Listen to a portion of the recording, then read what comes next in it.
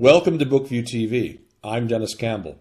It's been a very busy 3 weeks here on the program as we've covered everything from life at 35,000 feet to politics with the Fox News Channel mole Joe Muto to youth science fiction with hybrids and David Thorpe.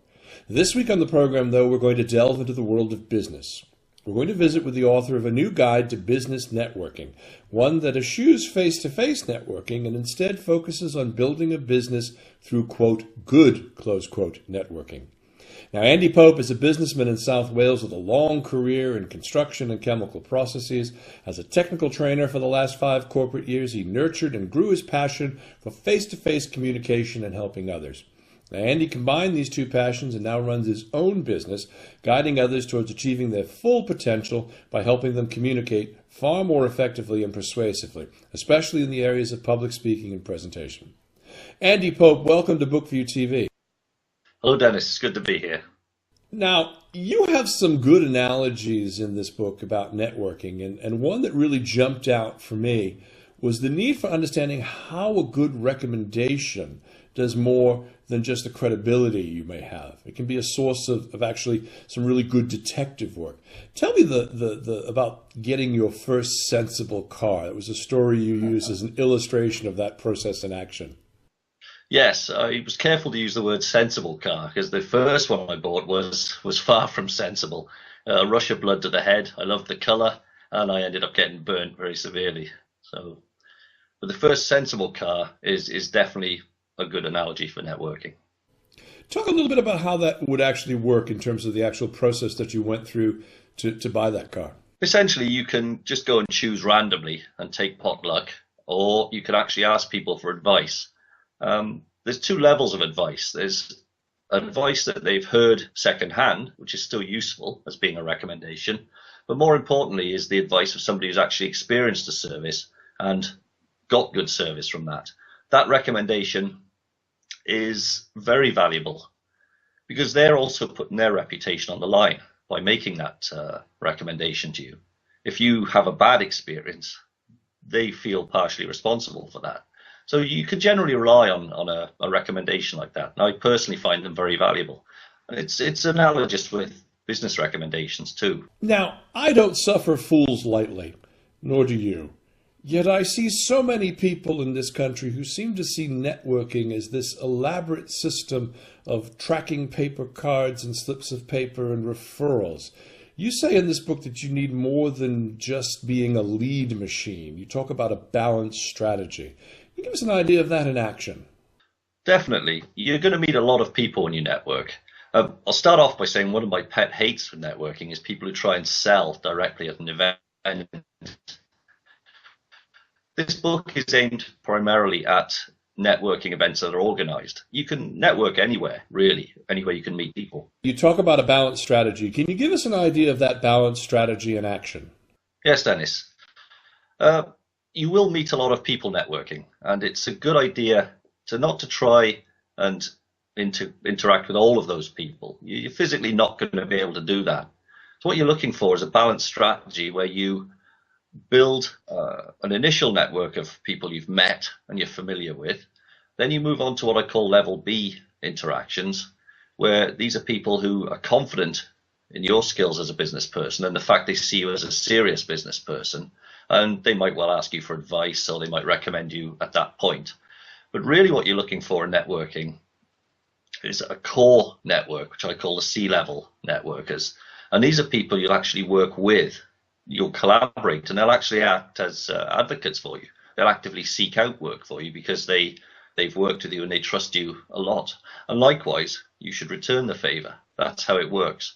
But you've got to balance it. You can't just go and sell directly to people at a networking event. You've got to build relationships. For me, that's what business networking should be all about.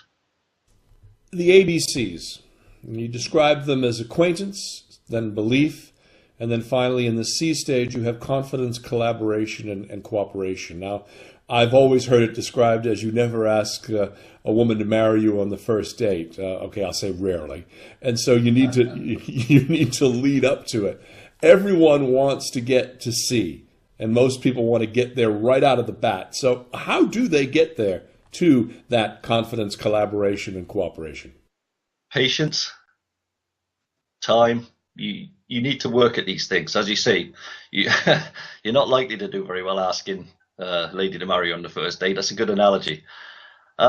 Yes, you do need to take your time. You can't rush. You have to find people that you're suitable for working with, or find people that know the people you'd like to work with. Because it's all about referrals. You're not necessarily going to meet people you can sell to directly on the day. It's possible, but it's very unlikely. People who go at networking with that kind of attitude generally don't do very well.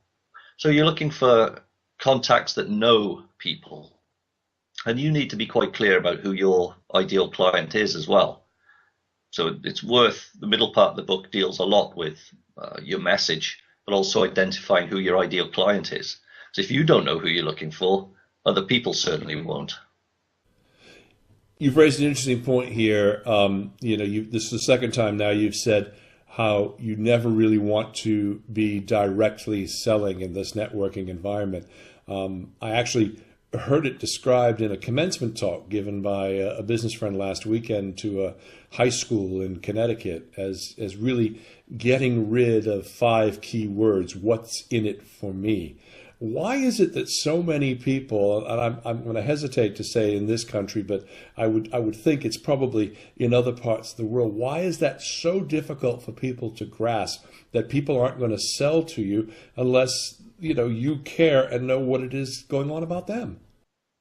Absolutely. It beggars belief sometimes, Dennis. I would cross the street to avoid people at a networking event that will try and sell directly. It's a shocking thing to do.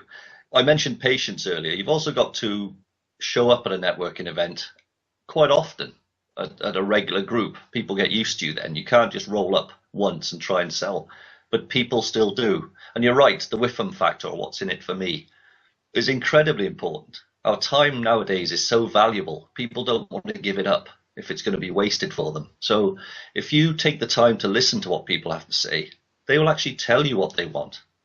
That's a really easy way to sell things. If you try and sell something somebody wants, it's quite easy. If you try and sell them something they don't want, that's a challenge.